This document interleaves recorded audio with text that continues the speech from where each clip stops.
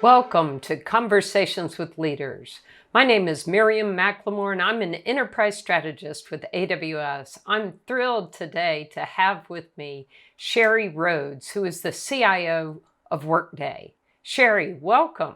Thanks, Miriam. I really appreciate you having me as well as AWS. So thanks for the opportunity. We're thrilled to have some time with you today to learn a little bit more about you and your role and Workday itself. Could you just introduce yourself and tell us a little bit of your background? Sure. Maybe I'll start with Workday. So Workday is a leading provider of cloud finance and HR systems. We actually have a suite of applications for finance, planning, HR, and sourcing. We have over 8,000 organizations that we support across the world, and we feel pretty lucky in that we're supporting about 45% of the Fortune 500. In terms of my role at Workday, so I'm the CIO, as you mentioned. I've been here for just about 2 years. I have a team of about 500 folks that are both employees and contractors. And I would say we really focus on 5 things in the organization. One is really creating that flexible architecture. It's our blueprint in terms of how we drive all of our solutions in the ecosystem across the corporate environment. 2, we focus on data in terms of data analytics, AI, machine learning to make sure that we're creating all of the right data sets around our customers and employees to make informed and insightful decisions. The third area is really around driving kind of those intuitive experiences. So both for the employees, making sure it's more that consumerized approach, as well as with our customers and how we touch and manage kind of all the properties that sit outside of Workday. The fourth area is really around how do we scale the technology to make sure that it's scaling as the company and our customer base grows, whether that be through acquisitions and how we do that more efficiently or effectively, as well as making sure that we can respond and have a path for new business models. And lastly, but probably just as important as everything else, I manage the Workday on Workday team, which is the internal deployment of our own products. So it's pretty exciting. Wonderful. And again, thank you so much for being with us today. You mentioned as one of your priorities is being your own customer of your solutions. And I certainly, obviously, being with AWS, having Amazon as a customer certainly pushes us hard on the tools and platform that we are delivering. Can you tell us a little bit about the deployment that you guys did of Workday on Workday? Sure. So internally, we call the team WOW, which stands for Workday on Workday. And we, as I mentioned before, we lead the internal deployment of our products across the application suite. So we leverage all of the products that we offer to our customers. And it's pretty interesting because we started using our products when we had just 200 employees, and now we're at 12,500 plus. And so the tools and the applications have really scaled with us as we've needed it. It's actually pretty cool because we haven't had to re-implement the solutions because just like with our customers, we're part of the upgrades each and every time. And so the tool and the platforms have kept current as we've grown as an organization. You work with a number of C-suite leaders as well. What is your conversation with them, and what is the focus of the different stakeholders that you work with? Yeah, so it really starts with the business value that we can bring to the table, which means really centering on the team's discussions around the business process first, and then bringing the technology to add the value where we need it to solve those big problems first. And I would say from an overall stakeholder standpoint, we really rally against our OKRs, which are objectives and key results. Those are shared mechanisms for us to be able to get solid team cross-functional alignment. It helps us make sure that we're evaluating the same metrics, the same goals, and it helps us really keep in pace with each other in terms of delivery and prioritization. And I imagine that's a great learning environment for your team to understand what your executives are asking for and therefore have maybe better insight to what customer executives might be asking for. Are you able to take the learnings from your internal deployment and work into the customer facing side of your business? Yeah, every piece of feedback that we get across our employee base is so important to feeding back into that cycle to improve the overall customer experience. It helps with customer stickiness in terms of product innovation, just really that overarching market positioning for the products. And it's pretty cool in that we get to participate in, I don't know, at any one point in time, 10 to 15 designed partner groups. So we get to influence the product direction and the strategy and the roadmap. And then we also participate actively in about 2 to 5 pre-GA releases at any one time.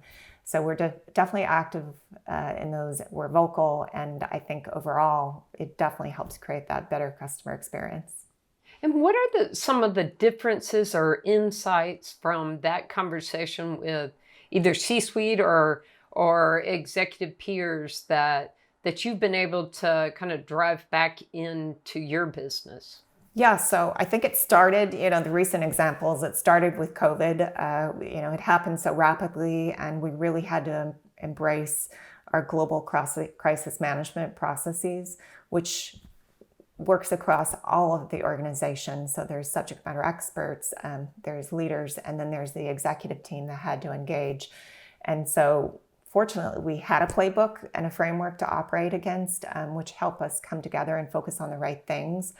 But it even increased the collaboration, for example, with Robin, my CFO. So, we had to make prioritization decisions, how we shifted investments and spend. And so those conversations are continuous and center us back to, what are our biggest priorities in the company and how do we make those happen, as well as more tactically. So we had our first virtual close, and we had to augment some of the tools that we use in that process to be virtual so that they could work more efficiently and at a faster speed. So those things happened as well. So I think everything from strategic to tactical, it's all happening. Or even if you look at kind of the office of the HR suite, as we brought in new processes for remote work and how we invite people back into the office, or even how we look at all of the data sets available to us from a COVID standpoint. Those are all things that we talk about, and we have the right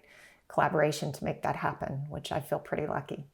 Yeah, it's interesting as a result of this crazy environment that we've all been living in globally. The human innovation that certainly has been born out of it, and the ability that I think many companies didn't realize that they had to pivot very, very quickly because it was critical, right? You had to keep your employees connected, to continue your business and serving your customers, and keeping their businesses viable. So I applaud the work that you're doing, and that need to continue to innovate is so critical to businesses. We're hopefully gonna get to a stage that we're beyond this pandemic, or at least on the backside of it. But innovation continues to be critical because we don't know what the future holds. How do you guys think about innovation? Yeah, so I think you hit on it earlier. It starts with those executive relationships and really leaning in with our business counterparts to make sure we're focused on the right problems, the right processes, and the go-forward strategies. But that's really supported by that embracing an agile, lean startup culture, so that we can move swiftly, that we have the right flexibility within the architecture as well as the talent within our teams. For us, we organize around products, not as much around projects, so that we can move in an agile way, and it helps us be more nimble. Are there some other examples of ways that you've been able to innovate, or things that have happened at Workday via the innovation that's been driven? Yeah, I think a great one is we've been really focused on the digital experiences for our customer, for those kind of web properties that sit outside of the core product. And it's been hugely important. All of the leaders across the company have engaged. A sponsor on that is my Chief Customer Officer, Emily McCovely. And it's been really great to work together in terms of how can we improve that experience? How can we make it more intuitive, more engaging? And we've spent a lot of time over the past year working on the foundation. One of the things I wanted to go back and dig a little deeper into, you mentioned that you've made the shift from being project-oriented to product-oriented. And I think that's such an important thing for customers to think about and implement where it makes sense for them. Can you share a little bit about the impact that's had for your team and for your business? Sure, and maybe I'll talk a little bit about how it came about. So we did operate mostly in a waterfall mode, and I really wanted to change to an agile mindset, which meant changing the operating model, how we get our work done. But it wasn't just about an IT change. It was definitely important to have the business be part of that change management plan, buy into the process, because there really are product owners defining kind of what we're solving for, and then we bring the technology to bear. So that was really important. I would say in terms of kind of just building that out, AWS was a great partner. So you guys helped share best practices. You even helped share job profiles. So making sure we had the right model in place to be successful was really important. And then, the value that came down to it is, we keep pace with the changes. So we're not starting and stopping. So we have teams that are experts around a product domain.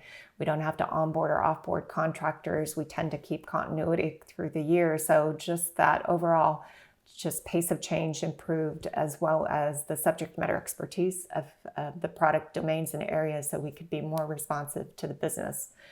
And by, so that flexibility enabled us to adjust priorities more easily too, as different changes come about.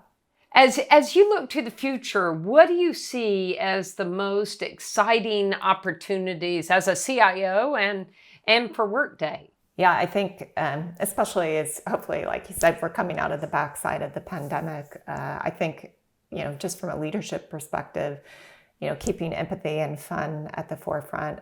It's easy to get caught up in the day-to-day, and I think it's made us better leaders the last year to be sensitive to that. Building a strong culture, the diversity of talent, ideas, just mindset is so important to being a successful company and organization. So fostering that culture is hugely important.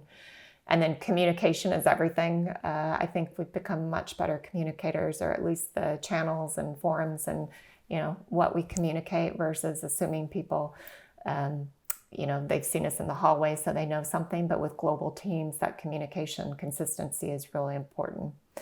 And I think from a CIO perspective, from a technical, just finding those gaps in the overall and grasping the new product offerings and how we go to market and the strategies that will enable us to scale are so important for CIOs to really lean into, as well as there's going to be opportunity for return to work and the new hybrid environment. What does that look like? What kind of pressures is it going to put on the CIO to come to the table with more responsive technologies in those work environments?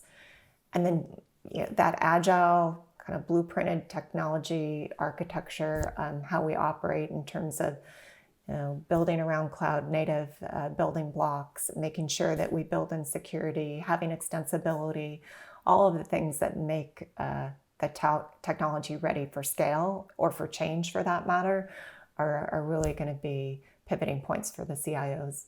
Sheri, some great insights. Thank you so much again for spending time with us today and sharing your journey of Workday on Workday, as well as just your insights as a technology leader and working with a very dynamic business. So thank you.